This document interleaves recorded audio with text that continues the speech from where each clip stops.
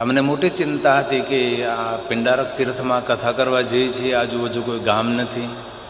ઘણા લોકોએ કહ્યું પણ હતું કે ત્યાં કાંઈ વ્યવસ્થા પણ નથી, કઈ રીતે તમે 9 દિવસ માટે રહેશો.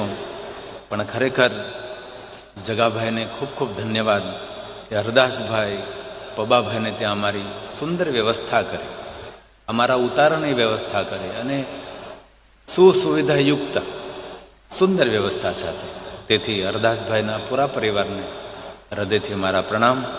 અને સંપૂર્ણ કથાને સફળ બનાવવા માટે દાનાભાઈ ગોજિયા એમને ખૂબ મોટી સેવા આપી છે. કેટલાય દિવસો સુધી, કેટલા મહિના સુધી આ કામ ચાલ્યું.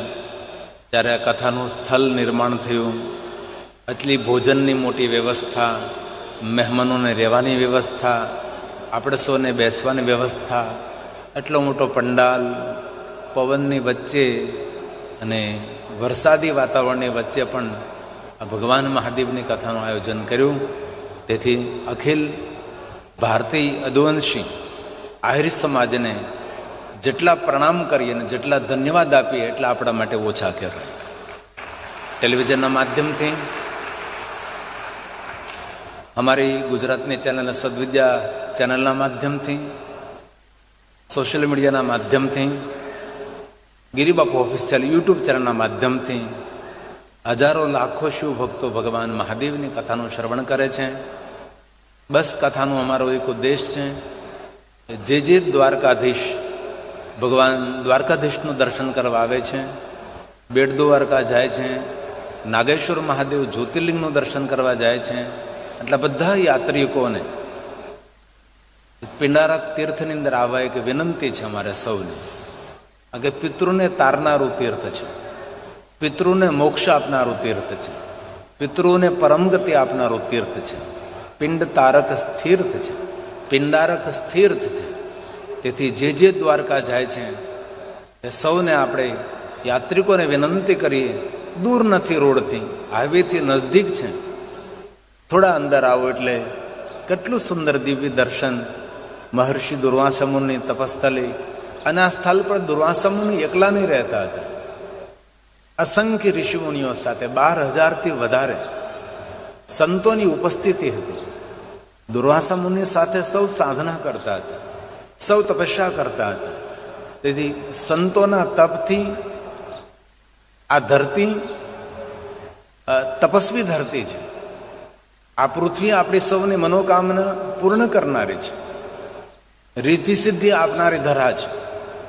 અને ભગવાન દ્વારકાધીશ ભગવાન કૃષ્ણજી જ્યાં રાસુ યજ્ઞ કર્યો હતો, દ્વારકાધીશ ભગવાન કૃષ્ણજી જ્યાં નિવાસ કર્યો હતો, એવી સુંદર પિંડારક તીર્થ દિવ્ય તીર્થ છે.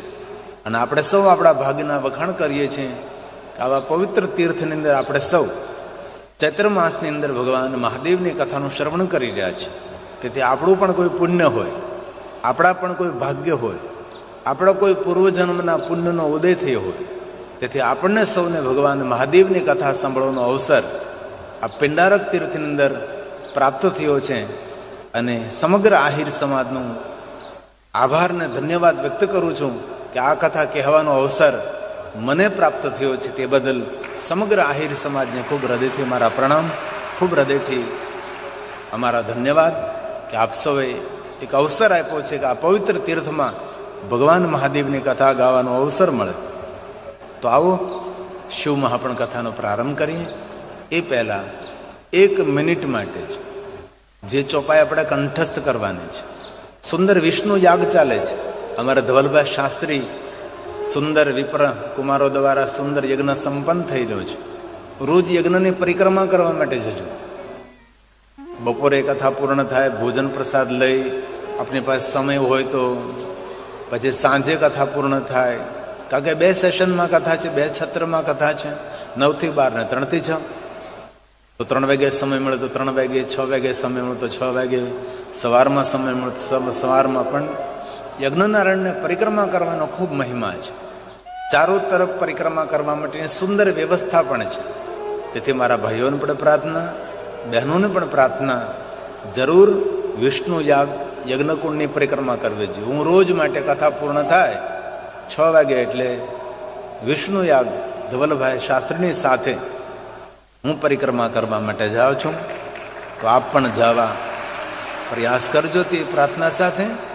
આવો ભાવથી ને આદરથી મંગલ ભવનમ અમંગલહારી ઉમા સહિત જેહી જપત પુરારી. ઓમ શ્રી નારાયણ, ઓમ શ્રી નારાયણ, ઓમ શ્રી નારાયણ. આટલું યાદ રાખવાનું છે.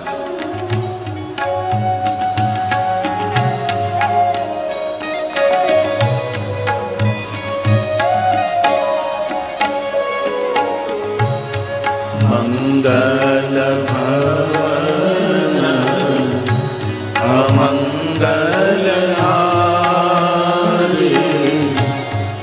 ઉમા સહિત જેહી જપત પુરારી. મંગલ ભવન અમંગલહારી ઉમા સહિત જેહી જપત પુરારી. ઓમ નમો નારાયણ નારાયણ. ઓમ નમો નારાયણ નારાયણ. ઓમ નમો નારાયણ નારાયણ. ઓમ નમો નારાયણ નારાયણ.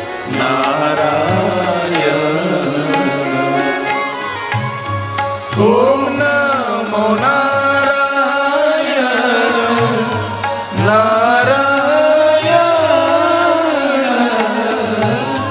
ઓમ નમો